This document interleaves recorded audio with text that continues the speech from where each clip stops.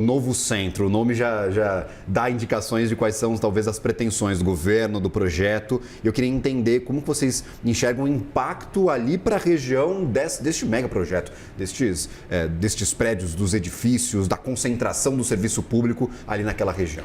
Eu acho que é um projeto de revitalização urbana, talvez o maior do Brasil. Eu digo que é um dos grandes projetos aí, vai ser um modelo para o mundo, assim.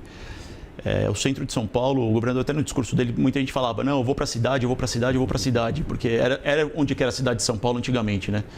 E então acho que o projeto, o impacto dele, além das 22 mil pessoas, os 22 mil servidores que vão trabalhar lá, a população flutuante dali é muito grande. E você vai ter que trazer comércio, a gente tem 25 mil metros quadrados de área de ABL para explorar comércio, educação, saúde, restaurantes, tem um teatro que a gente é obrigado a construir dentro do processo. A ideia é trazer alguma parte de hotel, se couber dentro do projeto, não está previsto, mas se couber. Então, acho que a região vai expandir muito a questão de moradia, porque a gente fez um estudo que mais ou menos 25% da população que vai trabalhar lá vai querer morar próximo ao trabalho.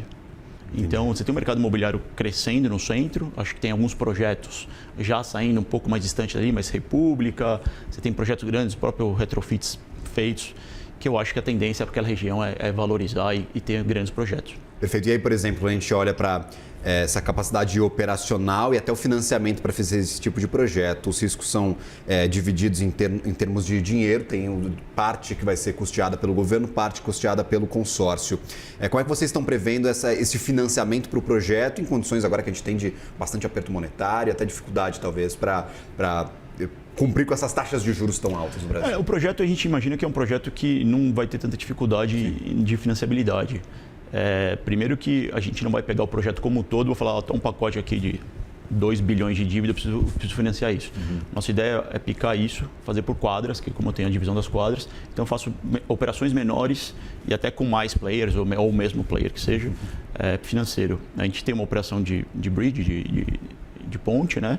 E depois o take-out a longo prazo, que é o mais importante para esse processo, eu acho que a gente tem algumas opções.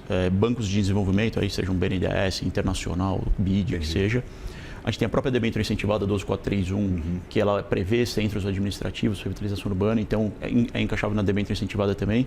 Então eu não imagino que a gente tenha muita dificuldade para a questão de financiabilidade do projeto. E essa fase vai entrar em que parte dessa linha temporal que nós desenhamos aqui? O ponte a gente está falando para entrar 6 meses da assinatura do contrato, né? Porque a gente é obrigado a integralizar 600 milhões de capital, né? Dentro do decorrer dos 5 anos de obra, 120 para a assinatura do contrato.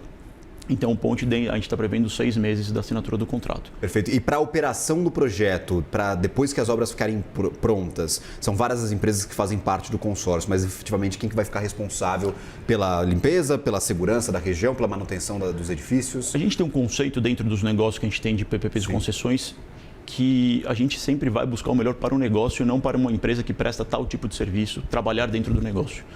Então, a gente vai ao mercado, se tiver algum sócio que tem algum diferencial de preço, alguma coisa, ele tem o direito a disputar a mercado como se fosse um concorrente ou um prestador de serviço para o consórcio. Mas a gente olha muito como negócio essa operação.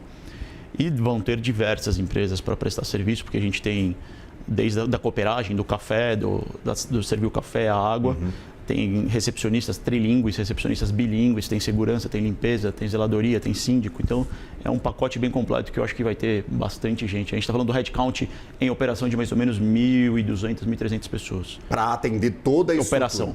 Entendi, é bastante coisa. Bastante gente. Bastante. E aí, por exemplo, para essa parte toda de transferência das várias sedes de órgãos do Estado de São Paulo para esse novo centro administrativo, como é que vai ficar essa logística? Porque a gente sabe que a estrutura do Estado aqui em São Paulo é totalmente espalhada, é justamente o principal objetivo deste projeto, concentrar tudo num lugar só. O contrato prevê que a partir da obra entregue para o governo, ele tem 6 meses para ocupar aquele edifício, aquela quadra.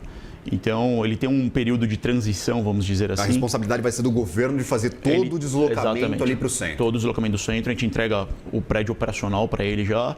Então, ele tem 6 meses para ocupar aquele prédio. Perfeito. Tem uma data específica que vocês têm na cabeça para entregar essa obra? Não, eu quero entregar em 2000? A gente tem as 2 primeiras quadras, as 24 e 25, que uma delas é o Palácio do Campos Elíseos, que a gente entrega com 4, dentro daquele período todo de 5 anos máximo. Essas a gente é obrigado a entregar até o 4º ano. Entendi. E daí as outras obras são até o 5º ano. Isso dá mais ou menos, dependendo da assinatura do contrato? a gente está falando, se tirar a ordem de serviço em 120 dias, mas vamos falar junho, julho desse ano, a gente está falando de 2026, são 2030, 2031. 2031. Entendi. Para os primeiros prédios. Para as primeiras entregas, fora o terminal e fora o prédio do Correio. Tá? Que isso é a parte do complexo. Mas esses têm cronograma também? Esses são até 2 anos. Entendi. Então a gente está falando de 2028. Tá, perfeito. Tá. E aí, por exemplo, quando a gente fala sobre até a facilidade ou não de integrar novos projetos. Você fala que a parte de hotelaria não está no projeto inicial, mas vocês, se couber, vão acabar colocando nesse projeto final. Que mais não faz parte dessa espinha dorsal, mas que vocês acham que dá para explorar com este novo centro de São Paulo que está sendo desenhado pelo projeto e por outros projetos? A hotelaria a gente deu como exemplo, né? Mas Sim. Eu acho que tem diversas opções a gente chama de receita acessória dentro do projeto, Sim. né?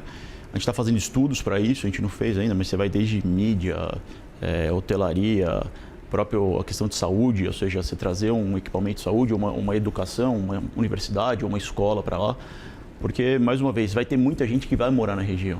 E não adianta a gente só trazer ou o morador ou a pessoa que trabalha. O centro hoje acontece pouco disso. A pessoa trabalha lá e vai embora.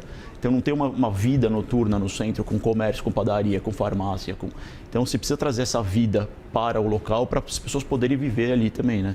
E essas receitas acessórias vão estar ligadas talvez ao prazo de concessão ou não? São contratos separados? Porque a gente tem problemas, por exemplo, com aeroportos que agora estão passando por uma mudança estrutural dos contratos para dar mais tempo para as receitas acessórias. Para alguns projetos que talvez não se paguem até o fim da concessão. O nosso caso está vinculado totalmente ao contrato de concessão. Existe uma prerrogativa de que, caso você queira extrapolar o prazo, depende da autorização do poder concedente, mas daí essa receita vira 100% dele depois do meu término de concessão. Eu não tenho nada a ver com isso. Perfeitamente. Entendeu? Vamos acompanhar, claro, estas obras. Desejo sorte ao consórcio, um bom trabalho a vocês, parabéns pela vitória. E, claro, conforme o tempo for passando, portas abertas aqui no CNN Money. E vocês também são muito bem-vindos para a gente. Valeu, muito obrigado, meu caro.